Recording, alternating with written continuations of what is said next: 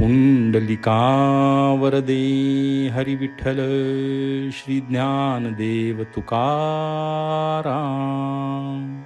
श्री पंढरीनाथ महाराज की जय. श्री ज्ञानेश्वरी सारांश अध्याय 8. पाठी सप्तमीची प्रश्नसिद्धी, बोलोणी प्रयाण सिद्धी, एवं ते सकळ वाक्य अवधी. अष्टमाध्यायी. 7व्या अध्यायाच्या शेवटी भगवंतांनी अर्जुनाला संक्षेपाने सांगितले की अधिभूत व अधिदैव यांना जाणून अधियज्ञ जो मी, त्याची प्राप्ती करून ज्याने मजल गाठली आहे, त्या पुरुषाला अंतकाळी शरीर वियोगाचे दुःख होत नाही. याबाबत अर्जुनाने भगवंताला 7 प्रश्न विचारल्यावरून भगवान या अध्यायात आपल्या बोलण्याचे स्पष्टीकरण करीत आहे. अर्जुनाने नुसता विचारण्याचा अवकाश की वत्साला पाजण्यासाठी अधीर झालेल्या गायीप्रमाणे देव कसे उतावीळ झाले होते याचे वर्णन करून भगवंतांच्या म्हणण्याचा अनुवाद श्री ज्ञानदेव करतात. श्री भगवान म्हणतात, आकाराला आलेल्या सर्व नाशिवंत पदार्थात ओतप्रोत भरलेले जे सूक्ष्म अविनाशी तत्व आहे त्याला ब्रह्म असे म्हणतात. सृष्टीचा आकार उत्पन्न झाला तरी त्याबरोबर उत्पन्न होत नाही, अथवा सृष्टीचा लय झाला तरी त्याबरोबर नाश होत नाही, अशी जी त्या ब्रह्माची सहज स्थिती तिला अध्यात्म म्हणतात. विशुद्ध व निराकार ब्रह्माच्या ठिकाणी चराचर चित्र विचित्र सृष्टी उत्पन्न होते. असा कर्ताविना अव्यक्ताच्या ठिकाणी दिसणारा जो व्यापार, त्या व्यापाराला कर्म हे नाव आहे. पंचमहाभूतांचा संयोग झाला की जे नामरूपात्मक शरीर दिसते व वियोग झाला की जे नाहीसे होते त्याला अधिभूत म्हणतात. जो वास्तविक परमात्माच आहे पण अहंकारामुळे निराळा झाल्यासारखा होऊन शरीरातच राहतो त्याला अधिदैव म्हणतात. अधिदैवाचा हा देह अहंकार नाहीसा करून देहातच जो राहणारा त्याला अधियज्ञ म्हणतात. आणि हाच अधियज्ञ मी आहे. एरवी अधिभूत अधिदैव हेही मीच आहे. पण काय करावे, अविद्येमुळे ते तत्व हीन दशेला आले आहे. तो हिणकसपणा गेला की मूळचा अधियज्ञ आहेच. हा हिणकसपणा घालविण्याचा मार्ग म्हणजे वैराग्याच्या आधाराने इंद्रियांना प्रिय असलेले विषय बाहेर दौडून अष्टांग योगाचे साधन करणे हा आहे. शेवटी ते साधनही नाहीसे होऊन साध्य तेवढे शिल्लक राहते. आपल्या बोलण्याकडे बुद्धिमान अर्जुनाचे पूर्ण लक्ष आहे हे पाहून अधिक आनंदयुक्त होऊन भगवान अंतकालची स्थिती सांगतात. ज्या पुरुषांनी मरणापूर्वी असा अभ्यास करून मद्रूपता प्राप्त करून घेतली आहे त्यांना शरीर पडण्याचे कष्ट तरी कोठले. शरीर खपलीप्रमाणे केव्हा पडले हेही त्यांना समजून येत नाही. पाण्यात बुडविलेला घट पाण्यात असतानाच फुटला म्हणजे जसे होते तसे त्या योग्याचे होते. याप्रमाणे अर्जुनाच्या प्रश्नांची उत्तरे देऊन भगवान एक महत्त्वाचा सिद्धांत सांगतात की जिवंत असताना ज्या गोष्टींची आपणास आवड असते तीच गोष्ट मरणसमयी आठवते व मरणसमयी जी गोष्ट आठवते त्याच गतीला तो पुरुष जातो. असे असल्यामुळे तू नेहमी माझेच स्मरण ठेव व लढ, म्हणजे तू मद्रूपच होशील. मग युद्ध करण्यात कसली भीती आहे? याचा अनुभव घ्यायचा असेल तर मी सांगतो त्याप्रमाणे चित्ताला माझी मोहर लावण्याचा अभ्यास कर. तुझे चित्त मद्रूप झाल्यावर तुझ्या मागचा जन्ममरणाचा शीण कायमचा नाहीसा होईल. प्रयाणकाळ प्राप्त झाला असता योगयुक्त होऊन स्थिर अंतःकरणाने अव्यंग ब्रह्माचे जो स्मरण करतो तो त्या परमपुरुषाप्रत जातो.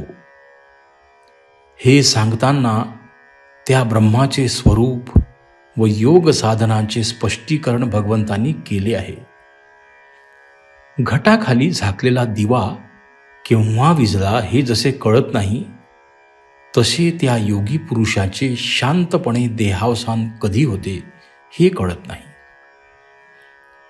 या अविनाशी ब्रह्माच्या प्राप्तीसाठी विरक्त, निष्काम व तपी पुरुष अहर्निश हा प्रयत्न करीत असतात, परंतु त्यांनाही ते सहजासहजी प्राप्त होत नाही, कारण ते प्राप्त होण्यास अत्यंत कठीण आहे.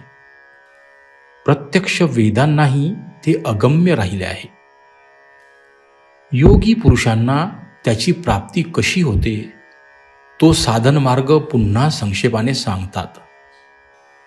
यासाठी मनाची बाहेर धावण्याची खोड मोडून ते मन अंतर्मुख होणे अत्यंत अवश्य आहे व ही वाईट खोड जाण्यासाठी सर्व बाजूंनी संयमी व निग्रही जीवन घालविणे जरूर आहे.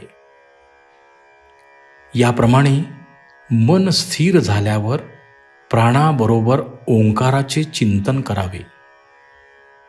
काही काळाने चिंतन करता करता ओमचे स्मरणही नाहीसे होईल व पूर्ण ब्रह्मैक्याचा अनुभव येईल. अंतकाळी स्मरण करावे असे भगवंतांनी सांगितले, पण मरणकाळी मनुष्याची असहाय स्थिती झाली असताना हे स्मरण निश्चितपणे होणे कठीण आहे. या शंकेचे भगवान निरसन करतात.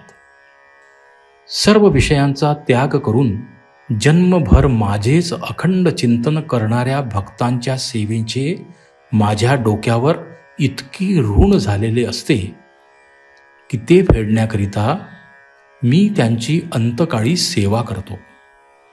म्हणजे मी त्यांना माझा स्वरूपबोध व स्मरण देतो व माझ्याप्रत त्यांना आणतो. वास्तविक हेही मला करण्याची जरुरी नाही, कारण मरणाच्या अगोदरच ते मला मिळालेले असतात व मरणानंतर अनायासे त्यांची जन्ममरणाच्या फेऱ्यातून सुटका होते. अनेक अनर्थ, संकटे व दुःखे यांनी भरलेल्या शरीरातून अशा रीतीने सुटणे हे फार महत्त्वाचे आहे. एवढा मोठा स्वर्गातला इंद्र व त्यापेक्षाही सत्यलोकांतला ब्रह्मदेव, त्याचा दिवस उगवल्यावर त्रैलोक्याची उत्पत्ती होते व त्याची रात्र झाली म्हणजे हा त्रैलोक्याचा पसारा मावळतो. पण त्याच्याही मागचे पुनरपि जननम पुनरपि मरणम हे सुटले नाही. ब्रह्मदेवाची व्यक्त सृष्टी प्रलयकाळी अव्यक्तात लीन होते. या दोन्ही व्यक्त आणि अव्यक्त सृष्टींना आधारभूत असणारे अक्षर चैतन्य हे वेगळेच आहे. त्याचा सृष्टींतील व्यवहारांशी काही सुद्धा संबंध नाही. सृष्टीचा लय झाला तरी त्याचीही त्या चैतन्याला दाद नसते. या चैतन्याच्या प्राप्तीचा एकनिष्ठ भक्ती हा सरळ मार्ग आहे. काया वाचा मने करून एका परमात्म्याचीच सेवा करणे याचे नाव एकनिष्ठ भक्ती आहे. अशा भक्तांचे घर ते चैतन्य आपणहून शोधित येते. ज्याप्रमाणे लाकूड एकदा अग्निरूप झाल्यावर लाकूडपणाने शिल्लक राहत नाही, त्याप्रमाणे परमात्म वस्तूला पावल्यानंतर भक्तांना पुन्हा जन्ममरण नाही. जन्ममरणात सापडणे अथवा त्यातून सुटणे ही दोन्ही काही अंशाने मरणकाळच्या स्थितीवर व काळावर अवलंबून आहेत. प्रयाण समयी जर देहात अग्नीचे बल असेल व बाहेर उत्तरायण, शुक्ल पक्ष व दिवस असा काळ असेल तर योग्याला सायुज्य सिद्धी प्राप्त होते. हा अर्चिरादी मार्ग आहे. या उलट मरणकाळी जर शरीरात कफ वाताचा जोर असेल व बाहेर दक्षिणायन, वध्य पक्ष व रात्र अशी वेळ असेल तर जन्मभर केलेला योगाभ्यास हातचा जाऊन योगाला पुन्हा जन्म घ्यावा लागतो. याला धूम्रमार्ग असे म्हणतात. एक सरळ व एक आड असे हे दोन्ही मार्ग अनादी काळापासून चालत आलेले आहेत. मरणसमयी यापैकी कोणता मार्ग मिळेल हे काही निश्चितपणे आपल्या अधीन नाही, म्हणून त्यावर अवलंबून राहता येत नाही. परंतु जे पुरुष आपण मरणापूर्वीच वस्तुरूप होऊन राहिलेले असतात, त्यांना मरणाच्या वेळी कुठलाही का मार्ग मिळेना, त्यांच्या अखंड ब्रह्मभावाचा किंचितही बिघाड होत नाही. या पुरुषांना ऐहिक अथवा पारलौकिक ऐश्वर्याचा किंचितही मोह राहिलेला नसतो. इंद्रपदालाही अशाश्वत म्हणून तुच्छ लेखून परब्रह्माच्या ठिकाणी ते आधीच स्थिर झालेले असतात.